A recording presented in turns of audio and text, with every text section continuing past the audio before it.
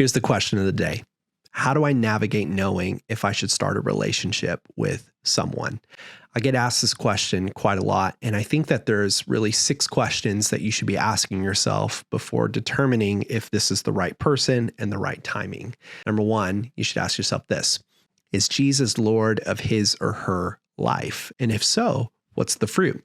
I think one of the ways you could figure out if someone just says they're a Christian or actually lives their life as a follower of Jesus is by the way they pray. Story a long time ago, my mom, when she was dating my dad before they met for their first date, she had him pray on the phone for 2 weeks. And I think that this is evidence that you can tell a lot about someone's relationship with someone else by the way they talk about them. If this person is awkward by the way they pray or they don't know how to pray, it just might not mean that they're ready to be in a relationship with you or to lead you spiritually and or complement you spiritually in this way. And I think that that's something that you should take into consideration. When it comes to the fruit, I think the fruit of the Spirit is found in Galatians chapter 5, which is love, joy, peace, patience, kindness, goodness, faithfulness, and self-control. The second question you should be asking is this: is there a genuine interest in him or her beyond attraction?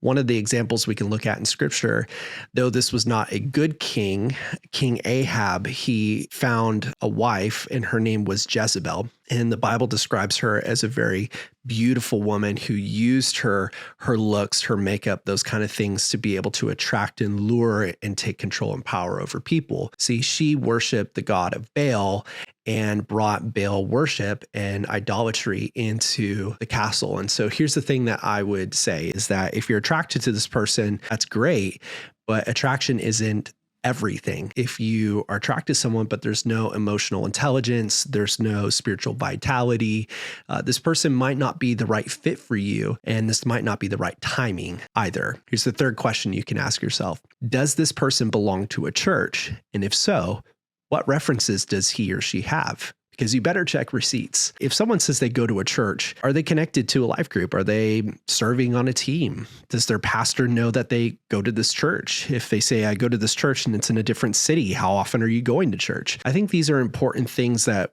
sometimes we just say things like, I watch online, nobody really knows who I am, I don't go that often. This is like one of those things that is non-negotiable because you need to be connected to community and be surrounded by a community of people in the faith. If people have genuine concerns about this person, you should take their advice seriously. You know, there's a saying, they say love is blind, or history has a way of repeating itself. And a lot of times people, when they get into relationships, they ignore advice.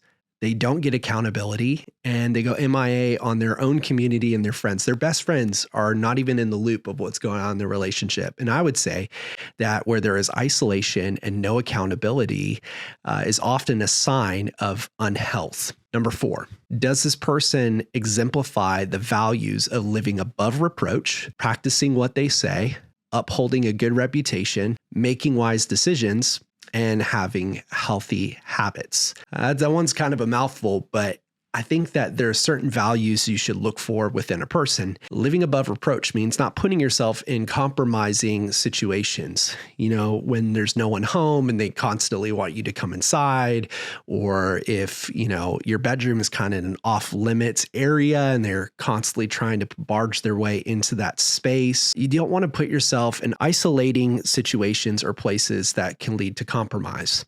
You also want to make sure that this person practices what they say. You know, if this is a person who follows the ways of Jesus, if they say this, but then don't follow through with that with their actions, those should be concerns of yours. Those should not be things that you just kind of, you know, ignore and just pursue anyway into the relationship. There might be some maturing and some character development that needs to take place. You also want to make sure that they uphold a good reputation. That's where it's important to look at the reputation that they have and to evaluate those things. People know people, and if there are things that are said about this person, you should take those seriously and consider that. You also should make sure this person has healthy habits. What do they do when they get stressed? How do they handle conflict? How do they spend their money? What are some outlets and some things that they do to recharge? Does this person deal with tension and conflict in a healthy way? It's important to make sure that a person has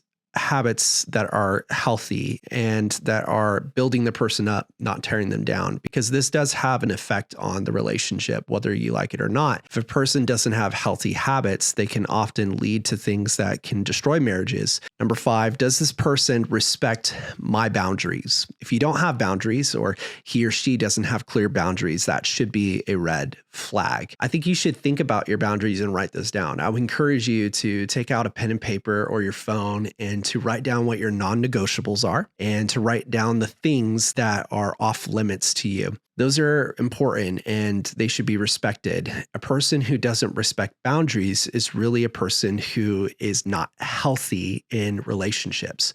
And it's something that you should take very seriously. Number 6, what's his or her vision for their life? Is it congruent or complement the vision or the prophetic words for your life? I think a lot of times we can check off all the boxes, but then when it comes to future, and not just living in the moment, but the future and what your dreams are and what God's called you to do. If this person is antagonistic towards the church and you're called to be a pastor, if you feel called to move to the big city and this person feels called to live in the suburbs, these are non-negotiable things that you should navigate. Maybe a person, doesn't want to have kids in their future. And maybe that's something that you want to have. You want to have kids. Maybe you already have kids. And these are conversations that are not small. They're weighty, they're heavy. And it's important for you to consider not just a person's past and not just the present moment, but also the future tense of what that relationship could look like with this person. I hope these tips, I hope these questions are helpful for you when navigating if this is the right person for you to jump in a relationship with. We'll have more videos coming soon. Thanks for watching.